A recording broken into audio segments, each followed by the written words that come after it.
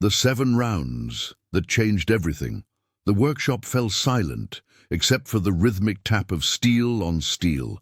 John Moses Browning's calloused hands moved with the precision of a master craftsman, filing the final edges of what would become the most influential sidearm in military history. Outside, the winter of 1910 painted Utah in stark whites and grays. But inside this cramped space filled with metal shavings and gun oil, a revolution was taking shape. The smell of metal dust hung thick in the air as Browning held up the finished pistol frame, studying its lines in the lamplight. 7 rounds. That's all he could fit in the magazine without compromising the weapon's reliability. 7 rounds that might mean the difference between a soldier coming home or dying in some foreign field while fumbling to reload. He was just a gunsmith from a Mormon family of 19 children, until the night he realized that every soldier's life might depend on those 7 rounds he could chamber into a single magazine. The reports from the Philippines had been filtering back to the War Department for months, each one more troubling than the last. American soldiers, armed with .38 caliber revolvers, found themselves facing Moro warriors who seemed to absorb multiple shots and keep charging. The mathematics of survival were brutal and simple.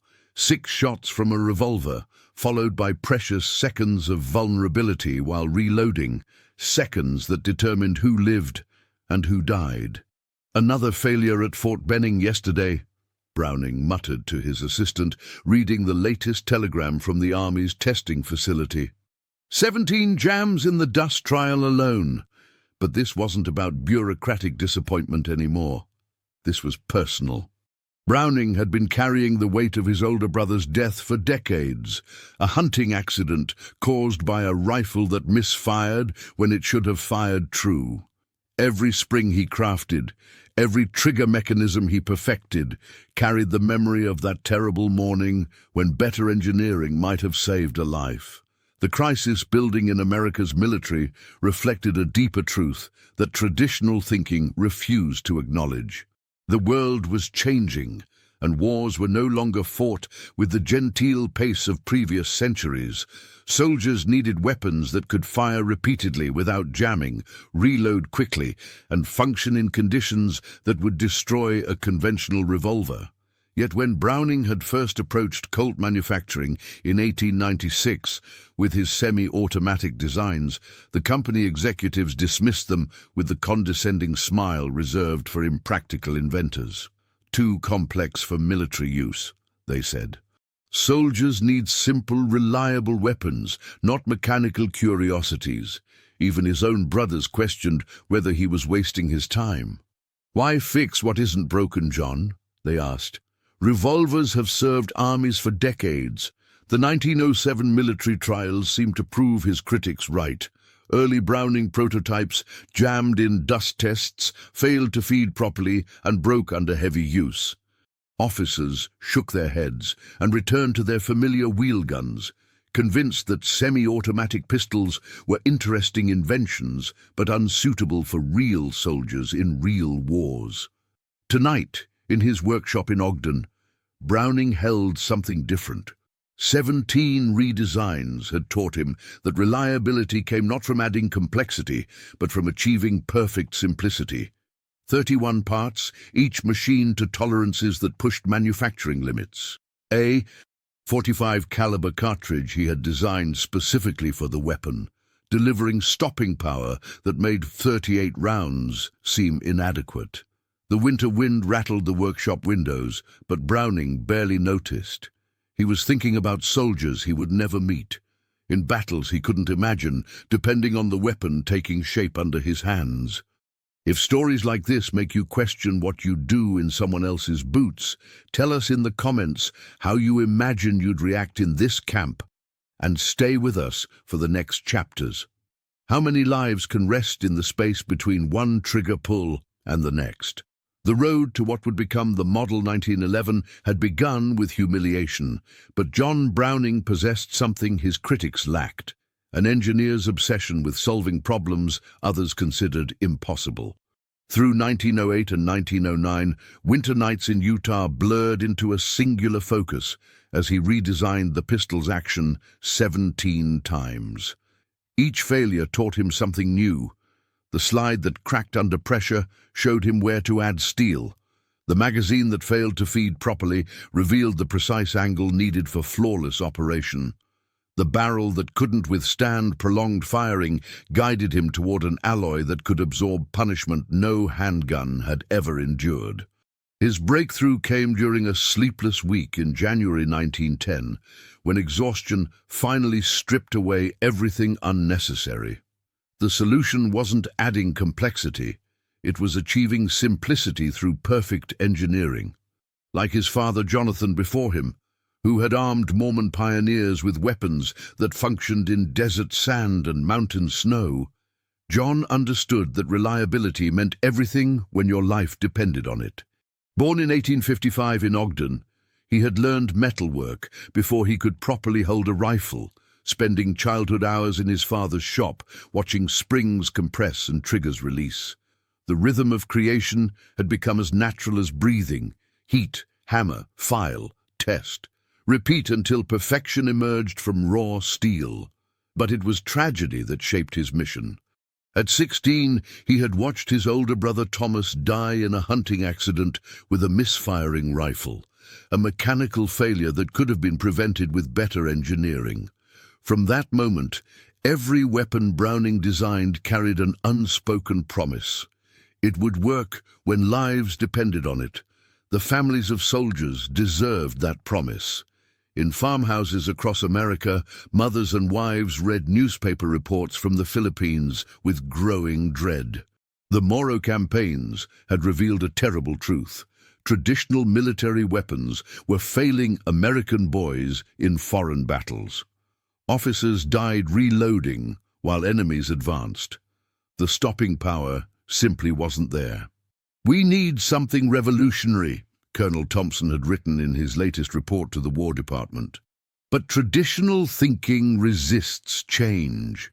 The question haunted military planners: why abandon proven revolvers for untested semi-automatic pistols that most generals viewed as mechanical curiosities prone to jamming? Browning understood their reluctance.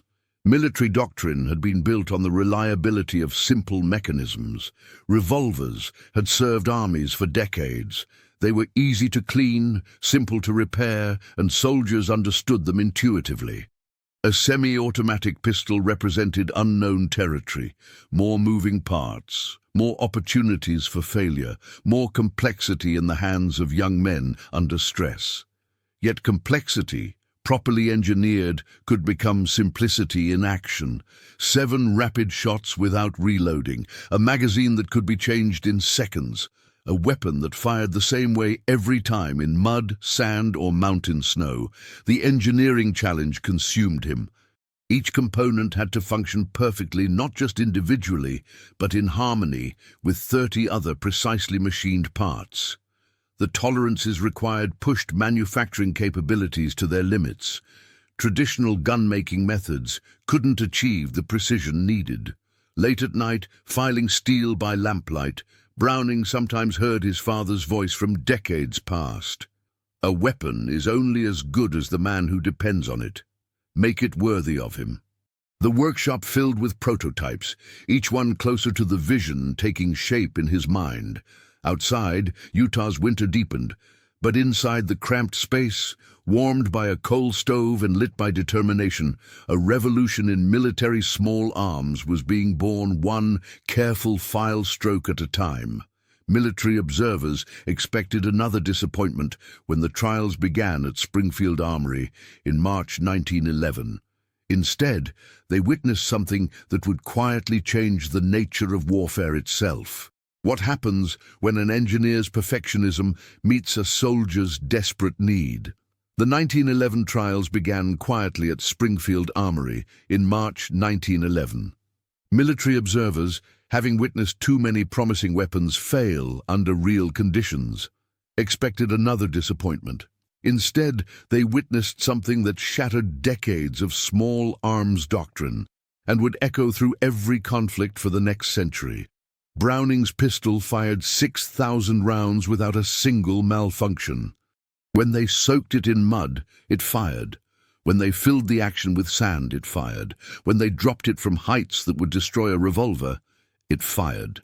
The 45 ACP cartridge he had designed alongside the weapon delivered stopping power that made .38 caliber rounds seem like children's toys. But the true revelation came during rapid-fire tests. Soldiers could deliver accurate shots at a rate impossible with any revolver, reloading in seconds rather than minutes. The mathematics of survival had been fundamentally altered. "Impossible," whispered Colonel Harrison, watching a young corporal place 7 shots in a tight group, reload, and repeat the performance in under 10 seconds. Yet resistance persisted in the highest ranks of the military establishment. Cavalry officers, raised on traditions of mounted warfare and formal dueling, argued that revolvers were more soldierly. The wheel gun represented honor, tradition, the measured pace of gentleman's combat. This new weapon seemed almost unsporting in its efficiency. Cost-conscious bureaucrats questioned whether ordinary troops could maintain such sophisticated machinery. Training programs would need revision. Supply chains would require retooling. The entire infrastructure of military small arms would have to adapt to accommodate this mechanical innovation. Some critics dismissed the entire concept as Browning's folly, predicting the design would fail under real combat conditions. They pointed to the complexity of the action, the precision required in manufacturing, the potential for dirt and debris to compromise function. These voices grew quieter when Captain John Thompson, who would later achieve his own fame with a submachine gun, filed reports demonstrating that even inexperienced shooters achieved better accuracy with the 1911 than experts managed with revolvers. The weapon, Thompson noted, seemed to compensate for human limitations rather than amplify them. Meanwhile, in his Ogden workshop, Browning read these reports with mixed emotions. Success carried burdens he had never anticipated. Each positive evaluation meant his creation would soon be carried by young men into battles he could barely imagine. The engineering triumph felt inseparable from its violent purpose. Letters from his sister Martha in Salt Lake City brought news from home that made the moral complexity even sharper. "The Henderson boy enlisted yesterday," she wrote. "His mother cries every time she sees a uniform. She keeps asking why our boys must fight so far from home." The question haunted Browning as well. The Mormon faith of his upbringing emphasized peace, community, the sanctity of life. Yet here he was, creating instruments of war with unprecedented efficiency. Was he protecting American soldiers or simply making killing more effective?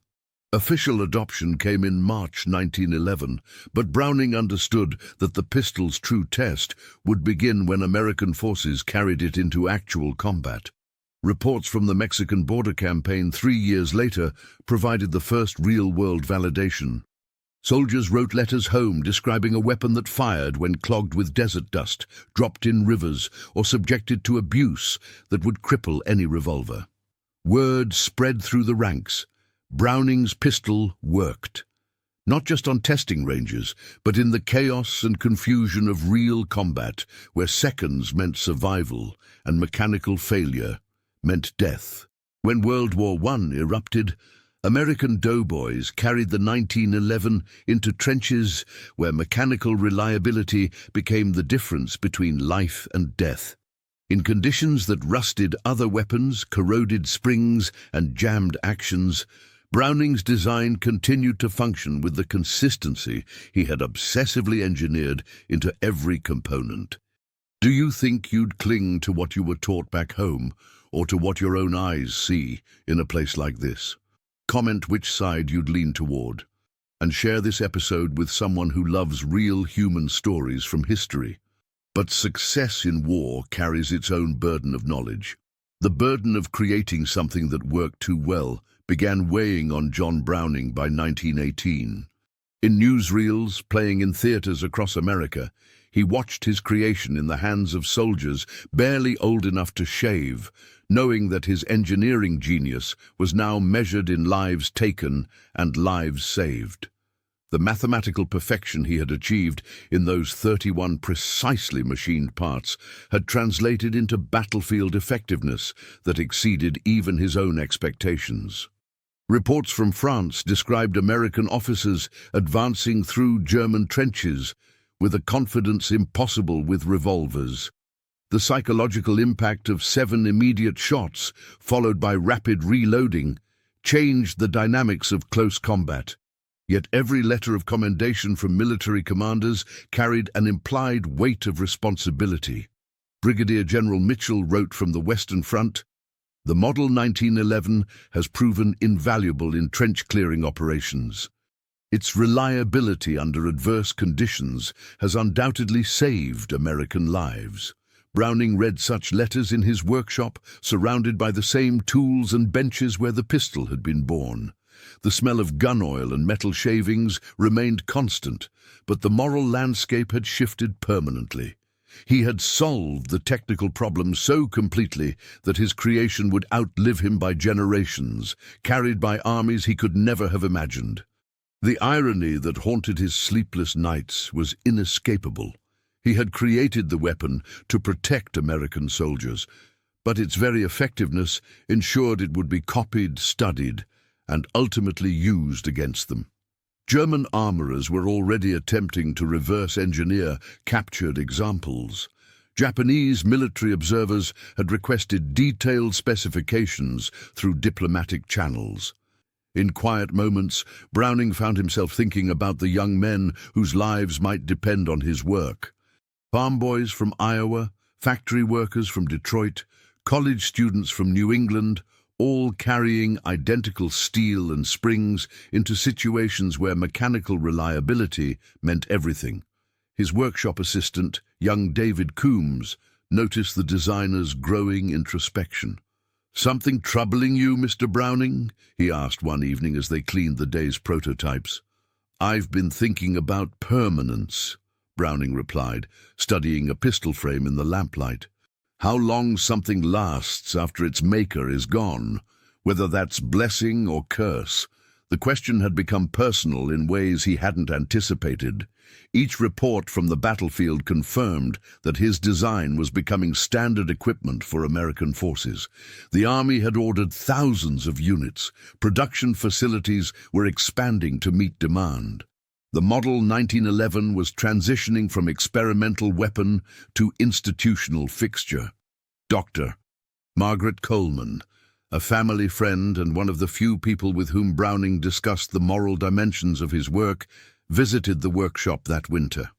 A physician who had treated wounded soldiers returning from overseas, she brought perspectives that engineering couldn't provide.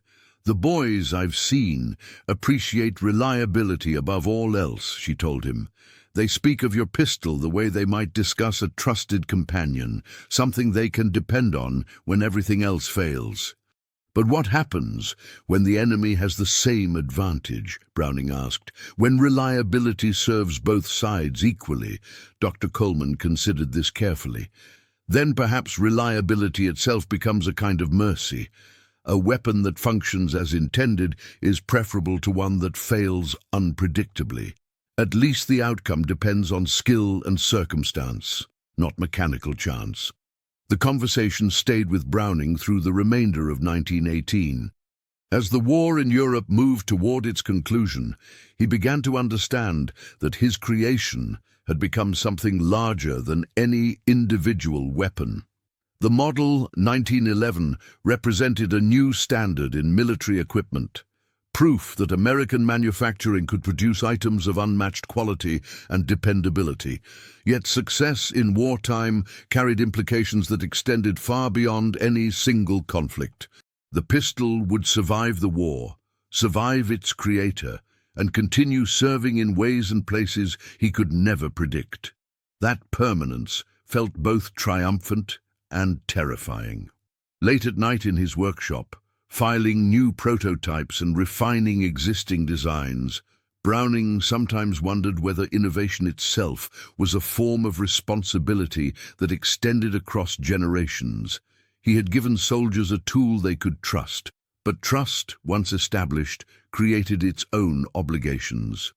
The winter of 1918 brought news that the war was ending, but Browning understood that his war, the internal struggle between creation and consequence, would continue for as long as his name remained stamped on steel.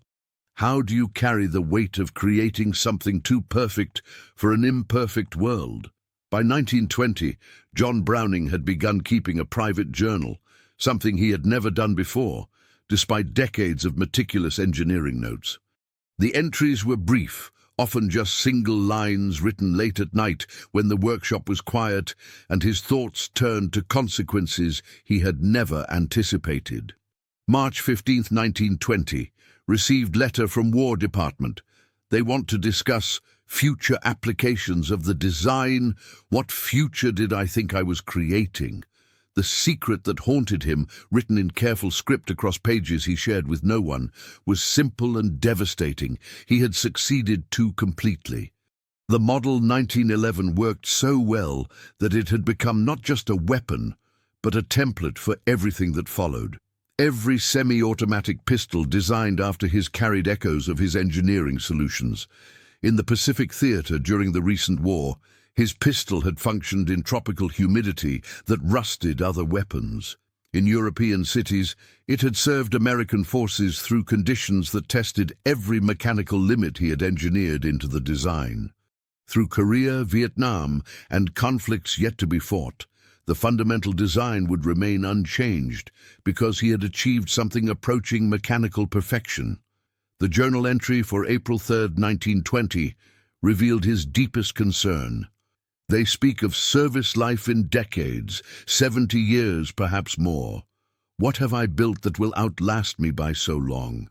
Dr. Coleman visited again that spring, bringing news from her work with veterans' hospitals. The stories she shared illuminated aspects of his creation that no engineering specifications could capture. I spoke with a sergeant from the 42nd Division yesterday, she told Browning as they walked through his workshop. He carried your pistol through 18 months in France. Said it never failed him once, not in mud, not in winter, not when his life depended on it.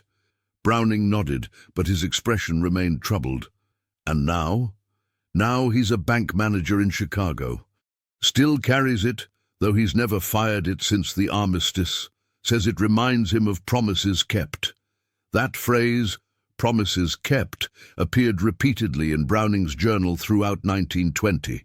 He had promised soldiers a weapon they could trust, and he had delivered. But trust, once given, created obligations that extended beyond any individual conflict. The military reports crossing his desk spoke of standardization, of training programs, of supply chains designed around his specifications.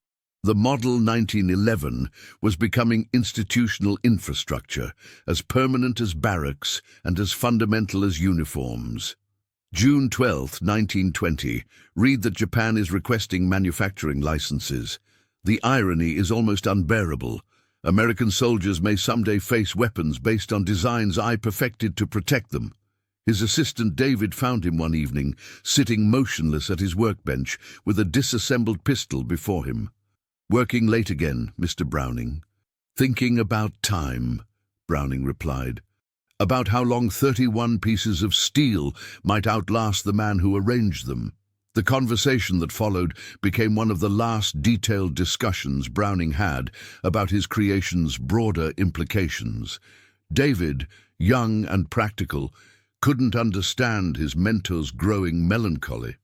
You've given soldiers the best possible tool, David said. Isn't that enough? I wonder if best possible might be too much, Browning answered. Whether some problems shouldn't be solved quite so completely. Throughout 1921 and 1922, the journal entries grew shorter but more pointed. October 18, 1921, letter from Army requesting modifications for future conflicts. How do they know what futures require? December 2, 1921, dreamed about soldiers I'll never meet. carrying weapons I designed in wars not yet declared. March 25, 1922. The Mormon boy from down the street enlisted yesterday. His father asked me to look after him somehow, as if engineering could protect individual lives across unknown distances. The final entry, dated November 15, 1925, just months before his death, contained only a single question. What is the half-life of an idea that works too well? Browning died in 1926 in his son's arms, still working on firearms designs at his bench in Liège, Belgium. The journal was discovered among his papers, its pages revealing a man wrestling with the permanence of innovation in an impermanent world. He never lived to see his 1911 become the standard issue sidearm for 74 years, serving longer than any other military handgun in American history. He never witnessed Marines landing on Pacific beaches with his pistol, or soldiers carrying it through European cities, or its influence on every subsequent semi-automatic design. Can innovation itself become a form of responsibility that extends across generations? The telegram reached Ogden on November 26, 1926. John Moses Browning died peacefully in son's arms, Liège, Belgium, working at bench until final hours, design sketches found beside him. In workshops and armories around the world, the news marked the end of an era, but the beginning of a legacy that would extend far beyond any individual life. The man who had refused to accept impossible as an answer had created something that transcended its creator's mortality. His son, Val, returning from Belgium with his father's final designs, found the private journal among papers in the Ogden workshop. The entries revealed a mind that understood the permanence of innovation in ways that pure engineering couldn't capture. John Browning had wrestled with a question that few inventors face. What happens when you solve a problem too completely? The answer emerged in the decades that followed. American forces carried the Model 1911 through World War II, where it functioned in Pacific humidity, European winters, and desert campaigns with the reliability Browning had obsessively engineered into every component. The mathematical perfection of those 31 parts translated into battlefield effectiveness that validated every sleepless night in Utah. Through Korea, Vietnam, and countless smaller conflicts, the fundamental design remained unchanged. Not because military planners lacked imagination, but because Browning had achieved something approaching mechanical perfection. Improving the Model 1911 proved nearly impossible because its creator had already eliminated every unnecessary element and optimized every essential function. Dr. Coleman, now in her 80s, attended the memorial service in Ogden. She had become the unofficial keeper of Browning's moral struggles, the one person who understood how deeply the designer had wrestled with the implications of his success. He gave soldiers something they could depend on absolutely, she told the assembled mourners. That kind of trust creates its own obligations, but John understood that. He carried the weight of other men's lives in his mind every day, the weight of other men's lives. The phrase captured something essential about the burden of innovation in wartime. Browning had created a tool so effective that it became indispensable, so reliable that soldiers' lives depended on its function, so well-engineered that it outlasted every contemporary design. Military historians would later note that the Model 1911 served as the standard issue American sidearm for 74 years. Longer than any other military handgun in the nation's history. But statistics couldn't capture the human dimension of that service. The farm boy from Kansas whose life was saved by 7 quick shots. The factory worker from Detroit who carried Browning's steel through Italian campaigns. The college student from New England who found comfort in the weight of perfectly balanced engineering during Pacific Island battles.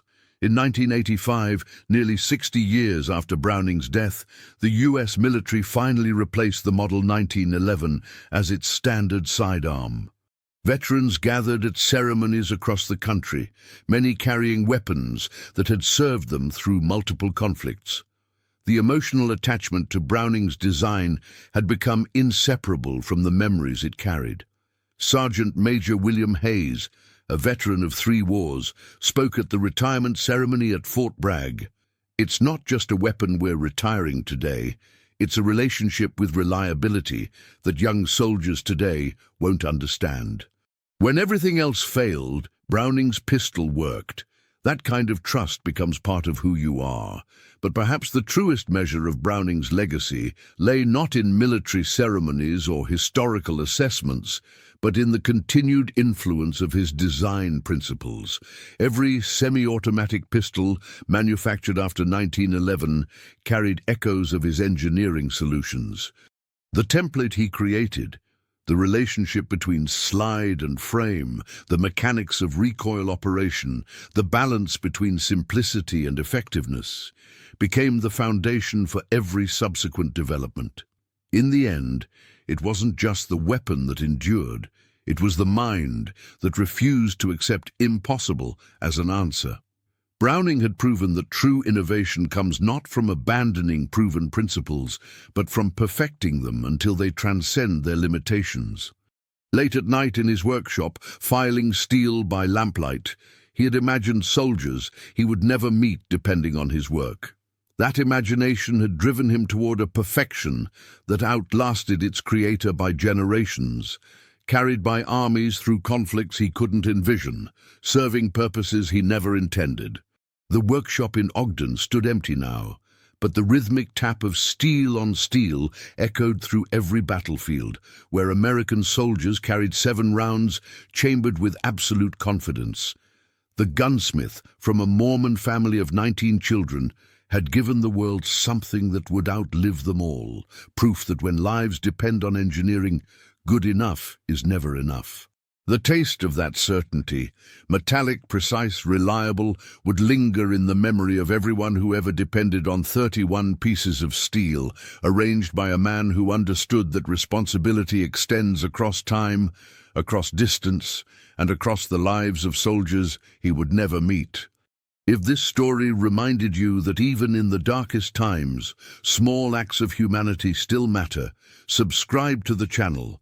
Tell us which country you watch from, and invite someone to revisit history with us in the next story.